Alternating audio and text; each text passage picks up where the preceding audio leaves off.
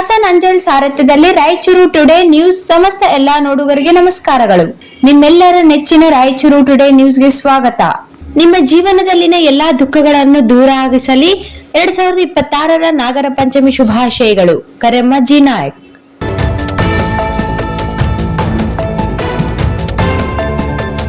ವಿವಿಧ ಘಟಕಗಳಿಗೆ ಪದಾಧಿಕಾರಿಗಳ ನೇಮಕ, ಪಕ್ಷ ಬಲಪಡಿಸಲು ಕರೆಮ್ಮ ಜಿ ನಾಯಕ್ ಅವರು ಕರೆ ನೀಡಿದರು.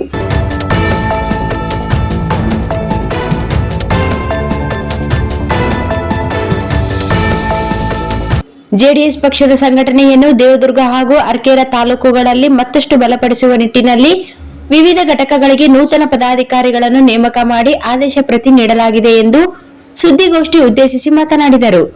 ರೈತ, ನಗರ, ಎಸ್ಸಿ, ಎಸ್ಟಿ, ಅಲ್ಪಸಂಖ್ಯಾತ ಹಾಗೂ ಹಿಂದುಳಿದ ವರ್ಗಗಳ ಘಟಕಗಳಿಗೆ ಅಧ್ಯಕ್ಷರು, ಕಾರ್ಯಾಧ್ಯಕ್ಷರು, ಪ್ರಧಾನ ಕಾರ್ಯದರ್ಶಿ ಹಾಗೂ ಕಾರ್ಯದರ್ಶಿಗಳನ್ನು ನೇಮಿಸಲಾಯಿತು ಎಂದು ಶರಣಪ್ಪ ಬಳೆ, ಹಿರಿಯ ಮುಖಂಡರು, ಕೋರ ಕಮಿಟಿಯ ಅಧ್ಯಕ್ಷರು ಸುದ್ದಿಗೋಷ್ಠಿಯಲ್ಲಿ ತಿಳಿಸಿದರು. ದೇವದುರ್ಗ ಹಾಗೂ ಅರ್ಕೇರಾ ತಾಲೂಕುಗಳ ವಿವಿಧ ಘಟಕಗಳಿಗೆ ಸಾಮಾಜಿಕ ಹಾಗೂ ವರ್ಗವಾರು ಪ್ರತಿನಿಧಿತ್ವ ನೀಡುವ ಮೂಲಕ ಸಂಘಟನೆಯನ್ನು ತಳಮಟ್ಟದಿಂದ ಬಲಪಡಿಸಲು ಪಕ್ಷ ಮುಂದಾಗಿದೆ. ನೂತನ ಪದಾಧಿಕಾರಿಗಳು ಕಾರ್ಯಕರ್ತರನ್ನು ಒಗ್ಗೂಡಿಸಿ ಪಕ್ಷದ ಸಂಘಟನಾ ಚಟುವಟಿಕೆಗಳನ್ನು ಚುರುಕುಗೊಳಿಸುವ ಜವಾಬ್ದಾರಿ ವಹಿಸಿಕೊಂಡಿದ್ದಾರೆ. ನೂತನ ಪದಾಧಿಕಾರಿಗಳ ನೇಮಕದಿಂದ ದೇವದುರ್ಗ, ಅರ್ಕೇರಾ ಭಾಗದಲ್ಲಿ ಜೆಡಿಎಸ್ ಸಂಘಟನೆಗೆ ಮತ್ತಷ್ಟು ಚೈತನ್ಯ ದೊರೆಯಲಿದ್ದು, ಮುಂಬರುವ ದಿನಗಳಲ್ಲಿ ಪಕ್ಷದ ಚಟುವಟಿಕೆಗಳು ಮತ್ತಷ್ಟು ವೇಗ ಪಡೆಯುವ ನಿರೀಕ್ಷೆ ವ್ಯಕ್ತವಾಗಿದೆ. ಈ ಸಂದರ್ಭದಲ್ಲಿ ದೇವದುರ್ಗ ತಾಲೂಕಿನ ಜೆಡಿಎಸ್ ಪಕ್ಷದ ಕಾರ್ಯಕರ್ತರು, ಮುಖಂಡರು ಉಪಸ್ಥಿತರಿದ್ದರು.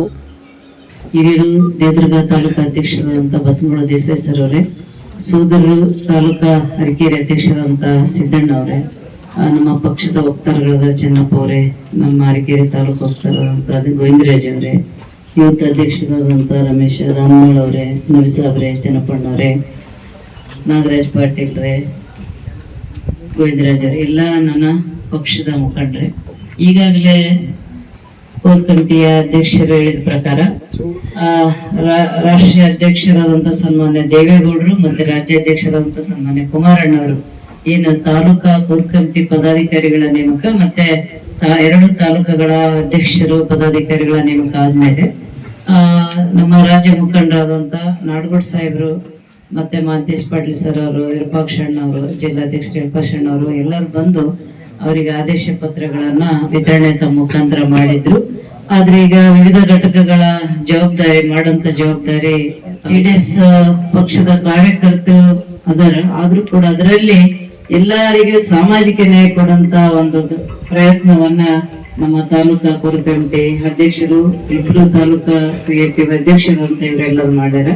ಶಾಲಂ ಸರ್ ನಮ್ಮ ಮಹಾಪ್ರಧಾನ ಕಾರ್ಯದರ್ಶಿಗಳು ಕೂಡ, ಅವರು ನಮ್ಮ ರಾಜ್ಯ ಮುಖಂಡರು ಅಂಬರೀಶ್ ಪಾಟೀಲ್ ಸರ್ ಅವರು ಕೂಡ ಕ್ಷಮಿಸ್ಬೇಕು, ಅವರು ಎಲ್ಲರೂ ಸೇರ್ಕೊಂಡು ಇವತ್ತು ಪಕ್ಷ ಸಂಘಟನೆ ಹಿತದೃಷ್ಟಿಯಿಂದ ನಾವೇನು ಇವತ್ತು ಪದಾಧಿಕಾರಿಗಳ ನೇಮಕ ಮಾಡಿವಿ. ಇಲ್ಲಿ ಜಾತ್ಯತೀತ ಜನತಾದಳ ಇದು ಸದೃಢ ಆಗ್ಯದ. ಯಾವುದೇ ಕಾರಣಕ್ಕೂ ಇಲ್ಲಿ ಸಂಘಟನೆಗೆ ಏನು ಕೊರತೆ ಇಲ್ಲ. ಒಗ್ಗಟ್ಟಾಗಿ ಇಲ್ಲಿ ಪಕ್ಷವನ್ನ ಕಟ್ಟಂತದ್ದು. ಮುಂದಿನ ದಿನಗಳಲ್ಲಿ ಏನು ಚುನಾವಣೆಗಳು ಬರ್ತಾವ, ಪಂಚಾಯತಿ ಚುನಾವಣೆ ಇರಲಿ, ಪುರಸಭೆ ಚುನಾವಣೆ, ಎಲ್ಲಾ ಚುನಾವಣೆಗಳಲ್ಲಿ ಒಂದು ಸಂಘಟನೆ ಮಾಡಿ ಜನರ ಮನಸ್ಸನ್ನ ಗೆದ್ದು ನಾವೆಲ್ಲಾ ಚುನಾವಣೆಗಳಲ್ಲೂ ಬಹುಮತ ಸಾಧಿಸುವಂತದ್ದು ಇವತ್ತು ನಮ್ಮ ಅಧ್ಯಕ್ಷರು ಎಲ್ಲ ಇವತ್ತ ನೇಮಕಾದಂತ ಪದಾಧಿಕಾರಿಗಳು ಪ್ರಾಮಾಣಿಕ ಪ್ರಯತ್ನ ಮಾಡಿ ಯಶಸ್ವಿ ಸಾಧಿಸ್ತಾರ ಅನ್ನೋಂತ ಒಂದು ವಿಶ್ವಾಸದೊಂದಿಗೆ ನಾನು ಕೂಡ ಶಾಸಕರಾದ್ಮೇಲೆ ಹಲವಾರು ಕಾರ್ಯಕ್ರಮಗಳೇನು ನಾವು ಇವತ್ತು ಯಾವುದೇ ನೆಪ ಹೇಳ್ದೇನೆ, ಸರ್ಕಾರ ಇಲ್ಲ ಅದಿಲ್ಲ ಅಂತ ಹೇಳ್ದೇನೆ ಸಾಕಷ್ಟು ಅನುದಾನವನ್ನ ಮಂಜೂರು ಮಾಡಿಕೊಂಡು ಬಂದು ದೇವದುರ್ಗ ಕ್ಷೇತ್ರ ಅಭಿವೃದ್ಧಿ ಅಂತ ದಾಪುಗಾಲಿಡಂತ ಒಂದು ಪ್ರಯತ್ನ ಮಾಡಿವಿ ಅಷ್ಟೇ.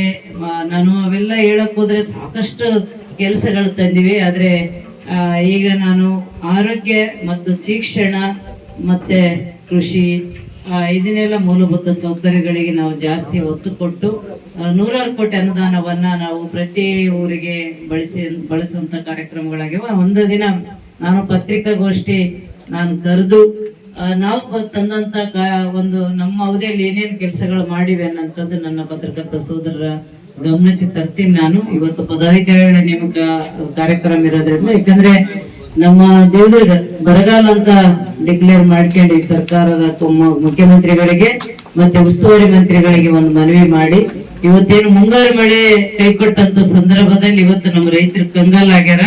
ಹಂಗಾಗಿ ಅವರಿಗೆ ನಮ್ಮ ತಾಲೂಕನ್ನ ಬರಗಾಲ ಬರ ಪೀಡಿತ ಘೋಷಣೆ ಮಾಡ್ರಿ ಅಂತೇಳಿ 2 ತಾಲೂಕನ್ನ ಇವತ್ತು ಬರಗಾಲ ಘೋಷಣೆ ಪಟ್ಟಿಯಲ್ಲಿ ಇವತ್ತು ನಮ್ಮ ಅಧಿಕಾರಿಗಳು ಕೂಡ ಪ್ರಾಮಾಣಿಕವಾಗಿ ಪ್ರಯತ್ನ ಮಾಡಿ ಎಲ್ಲ ಸರ್ವೆ ಮಾಡಿ ಇವತ್ತೇನು ಅವರು ಪಟ್ಟಿಯಲ್ಲಿ ಬರಂಗ್ ಮಾಡ್ಯಾರ. ಮುಂದೆ ಕೂಡ ಎಲ್ಲನೂ ಸರ್ವೆ ಮಾಡಿ ಎಲ್ಲರಿಗೆ ಸರ್ಕಾರದಿಂದ ಬರುವಂತ ಸೌಲಭ್ಯ ಕೊಡಿಸ್ರಿ ಅಂತ ಕೂಡ ನಾನು ಹೇಳಿನಿ. ಏನು VBG ರಾಮಜಿದಲ್ಲಿ ಕೂಡ ಜಾಸ್ತಿ ಕೆಲಸ ದುಡಿಯ ಕೈಗಳಿಗೆ ಕೊಡಬೇಕು, ಗೋಡೆ ಹೋಗೋದು ತಪ್ಪಿಸ್ಬೇಕು ಅನ್ನೋಂಥದ್ದು ಇವತ್ತು ನಮ್ಮ ಉದ್ದೇಶ ಅದ. ಇವತ್ತು ನಾವು ಜಾತ್ಯತೀತ ಜನತಾದಳ ಸರ್ವ ಧರ್ಮದ ಒಂದು ಶಾಂತಿಯ ತೋಟ. ಯಾವುದೇ ಕಾರಣಕ್ಕೂ ಇಲ್ಲಿ ಭೇದ ಭಾವ ಶ್ರೀಮಂತ ಬಡವ ಅನ್ನಂಥದ್ದು ಯಾವುದೇ ಇಲ್ಲ. ನಾವೆಲ್ಲರೂ ಒಂದು ಕುಟುಂಬಸ್ಥರಾಗಿ ದೇವದುರ್ಗವನ್ನ ಮುಂದುವರೆದ ತಾಲೂಕು ಅನ್ನಂತ ಒಂದು ಕಮಿಟಿಯ ಅಧ್ಯಕ್ಷರಾಗಿರ್ತಕ್ಕಂಥ ಶರಣಪ್ಪ ಬಳೆಯವರೇ, ನಮ್ಮ ಜನಪ್ರಿಯ ಶಾಸಕರಾಗಿರ್ತಕ್ಕಂಥ ಶ್ರೀಮತಿ ಕರೆಮಚ್ಚಿ ನಾಯಕ್ ಅವರೇ, ನಮ್ಮ ಪಕ್ಷದ ಜಿಲ್ಲಾ ಉಪಾಧ್ಯಕ್ಷರಾಗಿರ್ತಕ್ಕಂಥ ಅಮರೀಶ್ ಪಾಟೀಲ್ ಅವರೇ, ಅರಕೇರಾ ತಾಲೂಕು ಅಧ್ಯಕ್ಷರಾಗಿರ್ತಕ್ಕಂಥ ಸಿದ್ದಣ್ಣ ಬಿ ಗಣೇಕಲ್ ಅವರೇ, ಉಪಾಧ್ಯಕ್ಷರಾಗಿರ್ತಕ್ಕಂಥ ನಬೀ ಸಾಬ್ ಅವರೇ, ಕೋರ್ ಕಮಿಟಿ ಸದಸ್ಯರಾಗಿರ್ತಕ್ಕಂಥ ಚನ್ನಪ್ಪ ಗಿಜ್ಜೇಬಾಯಿ ಅವರೇ, ರಾಜ್ಯ ST ಘಟಕದ ಕಾರ್ಯದರ್ಶಿಯಾಗಿರ್ತಕ್ಕಂಥ ಹನುಮಂತರಾಯ ಚಂದ್ರಗುಂಟೆ ಕೋಟಿಲ್ ಸಾಹೇಬರೇ, ದೇವದುರ್ಗ ತಾಲೂಕಾ ಯುವ ಘಟಕದ ಅಧ್ಯಕ್ಷರಾಗಿರ್ತಕ್ಕಂಥ ರಮೇಶ್ ರಾಮನಾಳ್ ಅವರೇ, ಮತ್ತು ನಮ್ಮ ದೇವದುರ್ಗ ತಾಲೂಕಾ ವಕ್ತಾರರಾಗಿರ್ತಕ್ಕಂಥ ಚೆನ್ನಪ್ಪ ಮಸಿದಾಪುರ್ ಅವರೇ, ಮತ್ತು ಪ್ರಧಾನ ಕಾರ್ಯದರ್ಶಿಗಳಿಂದ ಗೋವಿಂದರಾಜ್ ಅವರೇ, ಮತ್ತು ಇಲ್ಲಿ ಭಾಗವಹಿಸಿರ್ತಕ್ಕಂಥ ಎಲ್ಲ ನಮ್ಮ ಪಕ್ಷದ ಮುಖಂಡರೇ ಮತ್ತು ಮಾಧ್ಯಮ ಮಿತ್ರರೇ, ಈಗಾಗಲೇ ನಮ್ಮ ಕೋರ್ ಕಮಿಟಿ ಅಧ್ಯಕ್ಷರಾಗಿರ್ತಕ್ಕಂಥ ಹಿರಿಯರಾಗಿರ್ತಕ್ಕಂಥ ಶರಣಪ್ಪ ಬಳೆ ಅವರು ತಾಲೂಕಿನ ವಿವಿಧ ಘಟಕಗಳ ಅಧ್ಯಕ್ಷರು, ಕಾರ್ಯಾಧ್ಯಕ್ಷರು ಮತ್ತು ಪ್ರಧಾನ ಕಾರ್ಯದರ್ಶಿಯನ್ನ ಘೋಷಣೆ ಮಾಡಿದ್ದಾರೆ. ಇದು ಕೇವಲ ಪ್ರಮುಖ ಹುದ್ದೆಗಳನ್ನ ಮಾತ್ರ ಘೋಷಣೆ ಮಾಡಿದ್ದಾರೆ. ಉಳಿದ ಹುದ್ದೆಗಳನ್ನ ಸಂಪೂರ್ಣವಾಗಿ ಭರ್ತಿ ಮಾಡಲಿಕ್ಕೆ ಈಗೇನು ಘೋಷಣೆ ಮಾಡಿರ್ತಕ್ಕಂಥ ಪದಾಧಿಕಾರಿಗಳು ವಿವಿಧ ಭಾಗಗಳ ಮುಖಂಡರನ್ನ ಒಳಗೊಂಡಂತೆ ಸಂಪೂರ್ಣವಾದಂತಹ ಸಮಿತಿಯನ್ನ ರಚನೆ ಮಾಡಲಿಕ್ಕೆ ಅವರಿಗೆ ಅವಕಾಶ ಕೊಡಲಾಗಿದೆ.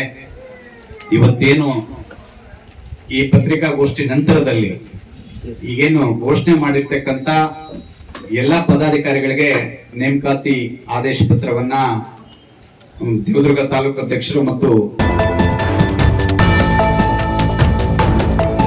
ಅಂಜಲಾದೇವಿ enterprises CSP Xerox, colour Xerox, lamination, online application, spiral binding, Aadhaar card, PAN card ತೆಗೆಯಲಾಗುತ್ತದೆ. ಎಲ್ಲ ಬ್ಯಾಂಕ್ ಹಣ ಟ್ರಾನ್ಸ್ಫರ್ ಹಾಗೂ ಡ್ರಾ ಮಾಡಿಕೊಡಲಾಗುವುದು.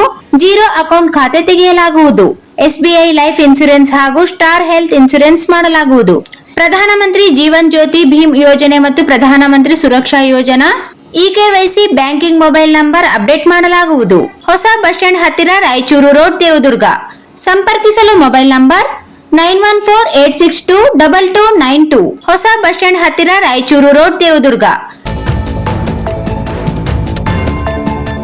ದೇವದುರ್ಗ ತಾಲೂಕಿನ ಅಭಿವೃದ್ಧಿಗೆ ಸಂಬಂಧಿಸಿದ ಇನ್ನಷ್ಟು ತಾಜಾ ಸುದ್ದಿಗಳಿಗಾಗಿ ನಮ್ಮ ಚಾನೆಲ್ ಅನ್ನು ಸಬ್ಸ್ಕ್ರೈಬ್ ಮಾಡಿ. ವಿಡಿಯೋ ಇಷ್ಟವಾದರೆ ಲೈಕ್ ಮಾಡಿ ಮತ್ತು ನಿಮ್ಮ ಸ್ನೇಹಿತರೊಂದಿಗೆ ಹಂಚಿಕೊಳ್ಳುವುದನ್ನು ಮರೆಯಬೇಡಿ. ಧನ್ಯವಾದಗಳು.